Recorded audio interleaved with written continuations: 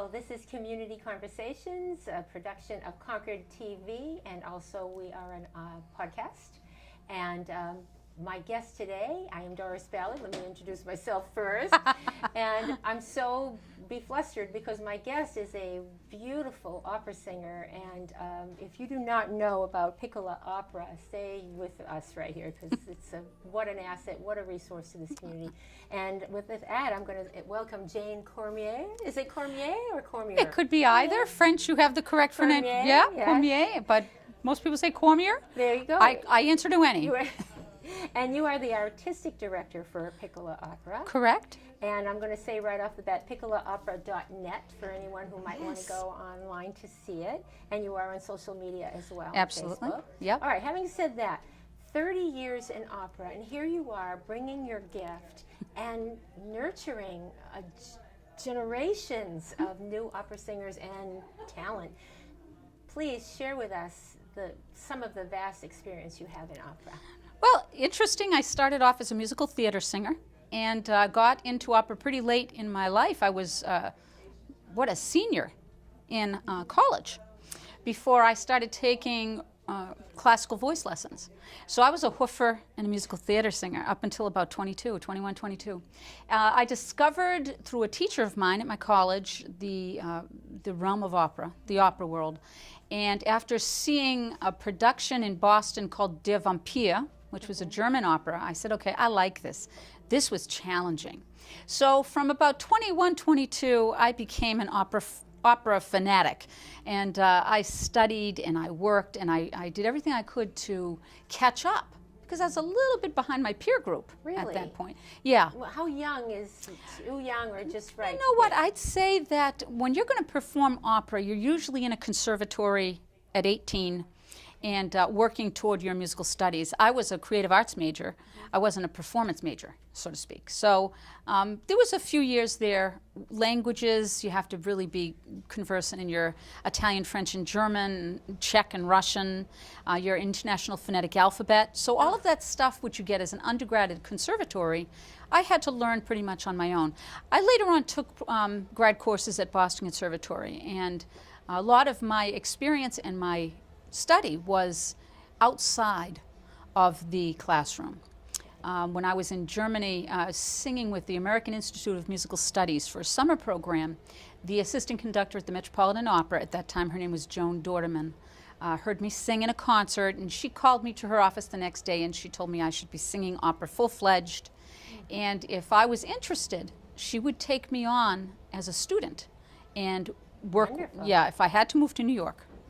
So I was 23, 24, moved to 57th Street in New York City, and I spent 4 days a week in New York City and then 3 days a week back here working in New Hampshire. So from that time on, I not only got to work and work with someone, we would have our classes backstage at the Metropolitan Opera while the production was running on the stage. Oh my. Yeah, so I got to meet a lot of famous opera singers, and I saw probably 3 to 4 productions a week live. What an opportunity. And therein lies why Piccola Opera is so important. That experience was not the mainstream experience, and it's something on a small level, piccola meaning small in Italian, that I would like to be able to offer through the opera company. A way to see the opera not as a passive pastime, but as an active, interactive way for us to present and to perform.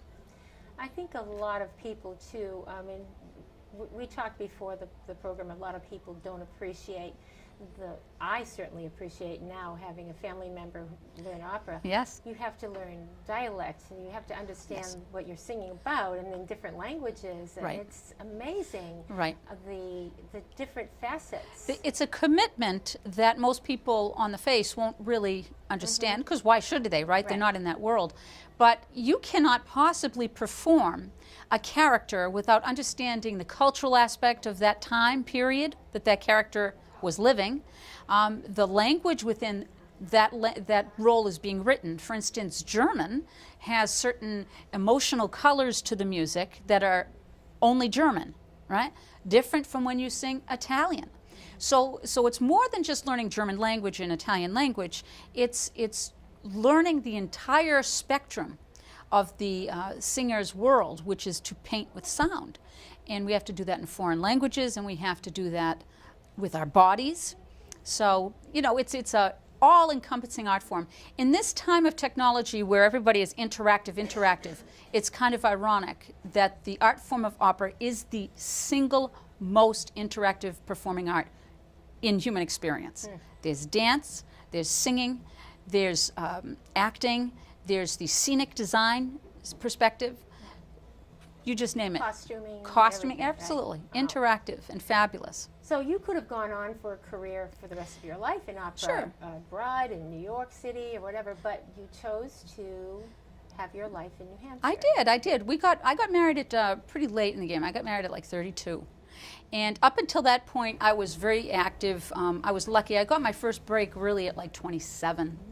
Got a scholarship from the American Berlin Foundation to go overseas and audition for agents. And that's how good you were. Well, yeah, I was very lucky. lucky. That's how good you are. I had good people behind me. Joan Dorneman, I had Nico Castell, who was the #1 diction coach in the world for probably 25, 30 years at the Metropolitan Opera House. My lessons were at Juilliard School of Music with the head of the vocal department, Cynthia Hoffman. So I had great people behind me, and I was young, and I loved what I was doing. I had no fear. And so when I started singing, I decided that after I got married and we started, I was pregnant with Catherine, my daughter, she's 24 now. I did not want to do the traveling circus thing. You know, most gigs in this country are short gigs, 4 to 6 weeks with the BA houses. You know, the A houses are your biggest money houses. B houses is what there used to be a plethora of here in America. So I was a strong, you know, B, moving to the A tier when I got married, and I decided that I wanted to stay home, and I didn't want anyone to bring, you know, I didn't want another person bringing my children up. I wanted to be bringing my children up. And when you sing at that level, a simple cold that you have impacts your performance. You're only as good as your next sing. So there was a decision that had to be made. Was I going to not take care of my children because they had a cold and, oh my goodness, I have a gig to sing? We don't think about that, do No, we? I didn't want that mindset. It was not a good mindset for me. I'm the last of 8 kids. I love kids, so. But it worked out the way it was supposed to be, I'm sure, because now that brings us to Piccola Opera. You did start a for-profit years ago called Just Love to Sing. Correct. But let's move right to Piccola Opera because that's your nonprofit organization. Yes. It started 2 years ago. Yes. And the mission is, Piccola Opera is dedicated to educating, enlightening, and entertaining the public in the realm of opera. That says it all. We're Correct. going to really explore that in detail. Okay. I just want to remind anyone who's listening or watching, this is Community Conversations, and this is a program, production of Concord TV.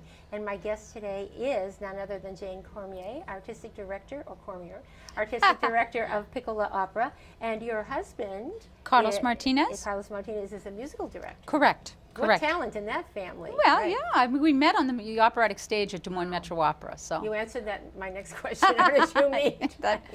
All right. I know that your passion is with your Piccola Opera right now, and I love that your board and of course with your help, your leadership, and your husband's as well, Carlos, offered 3 tiers: a community participation tier, right, an educational tier, and a professional performance tier. Let's start with the community participation tier. So the community participation tier for growing the awareness of an opera program, I think, is probably the single most important one. We want to be able to take folks that might have an interest in opera and bring them up and get them on stage performing to the best of their ability. Our bar is high, and it will stay high, but we're really good at helping people get up to the bar, and that's our job. Our job is to make this a fun experience, a really wonderful learning experience where they can build, where singers can build their confidence and their abilities to project a vocal character on stage. So the community goes into the professional. So we have the professional tier where we have young emerging opera singers perform fully staged opera with orchestra in full production. we take the community and we put the community members into that production. Wonderful. So that they are singing with these young emerging singers. And it works out because everybody benefits. That's great. Yeah. So those are the two tiers, how they intermingle And there. it sounds like the educational tier has a component of the education as well. But talk It does. about It does. You're a teacher as well. You are a voice. I am a voice teacher. I'm also going to be the choral director at Founders Academy in Manchester. Wonderful. Yeah, full time this year. Congratulations. Yeah, That's great. I Well, love you're a it. busy lady. Yes, well, I've got to stay busy, right? The educational tier is actually more geared to the youth. So we just finished this month, 2 weeks ago, I think, a fully staged production of Hansel and Gretel with singers 9 to 16. Oh, that's So, wonderful. yeah, they performed Hansel and Gretel in 2 acts. And, you know, our Gretel was 14 years old. Oh. And she got a good taste of what's expected, you know, when you take on that kind of a role. So that's more the educational component is real youth. The community is youth and adults, and the professional are the emerging opera singers that need roles. Speaking of needing roles, this opera seems to be, I know from personal family experience that there's some opera houses that have closed throughout the country, and that's sad. Well, we're right at the point now where opera has turned into a niche art form, and that's not a good thing. I mean, this art form holds the very best of human experience within it. Unfortunately, it's expensive, and America has not really educated folks out there about what opera is all about. So while the economic crises that we've been having these past years have really impacted business, of course they also impact opera. And it's very sad to watch. I was so lucky to have my experience when I was young. I see now these kids coming out of conservatory, $100,000 plus in debt, with no place, no venue to practice what they learned in that school. Yes. What are they going to do? So what has happened is we have a handful of A houses left. A houses meaning, you know, plus, you know, a couple of million The names budgets. you would recognize. Yeah, the too, Met, right. Lyric Chicago, Lyric Opera Chicago. So you have a handful of those. We used to have a good a BC tier. So you had the A house, BC, and then in the bottom, we had a lot of emerging singer opportunities, competitions, young artist programs, places where you would have a small company like Piccola Opera. What has happened is so many opera companies have gone out of business. The entire thing has been squished. And those singers that have in the A and B tier are now taking gigs at C and D tier because that's the work that's available. But that is the work that has generally gone to the emerging opera singer. So there's nothing out there for these young singers. And unfortunately, opera is one of the only art form out there that you cannot learn unless you're in front of an audience. Can you imagine, right? There's no way you could. No, I mean, you have have to. be able to get beyond the nerves and Exactly, the adrenaline. That's right. And you can't do that if you don't have bodies there to watch you. So Piccola, that's our mission, is to offer an emerging venue for the singer that they can get a full role, fully staged with orchestra on their resume. And we actually changed we had so many people come out for our little competition. We do a yearly competition every That's October. what I want to talk about right now. You're heading right No, into it. I am. Right. So talk about that competition. That competition, I think we're in our 7th or 8th year now. Isn't that terrible? I don't know. Yeah. But typically we started out with 25 to 30 singers, and we're up to over 50 now. These young singers come from all over the country, sometimes other countries, to perform for really what is a small win. But because you would not believe how many opera competitions have just left. I mean, I used to be able to go and do 15, 20 of these competitions as a youth. You'll be lucky if you get 4 or 5 that you can do. Is it because there's no money? No money. No money in They it. don't Right. generate money. Right. They're money suckers because you got to pay everybody. So because of the skill level right. of the performers. Well, there's the gift to the singers, but the judges and the hall and the musicians to play. So it's an expensive endeavor. But and that's happening October 22nd. It the is. next competition. Yeah. at the Concord City Auditorium. Everything we do is there. Everything there. Beautiful God home. bless you for doing everything at the Concord City Auditorium. Why because wouldn't I? You know, wonderful. I don't know that Concord really understands what a gem that theater is. How's that? Well, having sung in Europe for years, okay, every little opera company, every little country or state, if you will, in Europe, has their own opera house, okay? You could have a 4,000 population, you have an opera house, because that's how they've always embraced it. This is our opera house, and it was built, in my mind, with a European process. Because when you sing on that stage, that is the best acoustic, sitting from the vantage point now of the audience, that you can pretty much get. I don't think it gets much better. The natural acoustic of how that building was built allows the audience to get the best vibration from the singers on that stage, best color. You know, you don't even really need, if you know how to sing, you don't need to be amplified on that stage. You're right. So everybody thinks that pingy is the thing that makes it a great acoustic, and that's not true. If you're hearing the ping as the singer, it's not going to the back of the house for the audience to hear. It's sound travels on waves. So when the sound leaves the singer on the opera house stage, that sound is away from the singer and traveling. And that's how you know that the acoustic is so great, because as a singer you can feel, if you know what that's all about, you can feel that sound is washing out to the house, which is exactly what it should be. Well, now we have a little story about how important our Concord City Auditorium is. Absolutely. All right, well, let's now talk about some of the things that Piccola Opera are presenting in the next few weeks and months. And I know that there's one in July 22nd, 23rd. For those who are seeing this before, please, I encourage you to go and support this Piccola Opera Presents.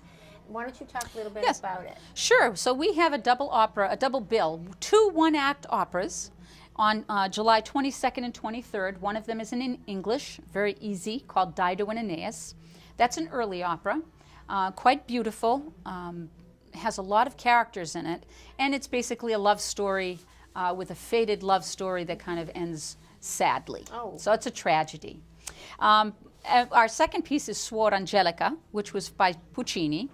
And again, one-act opera, 52 minutes, 55 minutes. Absolutely gorgeous, gorgeous music. Puccini wrote this piece as a testimony to his sister, who was a nun. And he actually lived in a convent while writing this opera because he wanted to make sure that the flavor and the color and the feeling was transposed to the music. So it's a wonderfully, what a human story it is, Suor Angelica. So it's a double bill, and it's fabulous for people. If you're new to opera, great double bill for you. Well, what I would encourage our reviewers, our listeners, is to go to Piccola Opera, Piccola,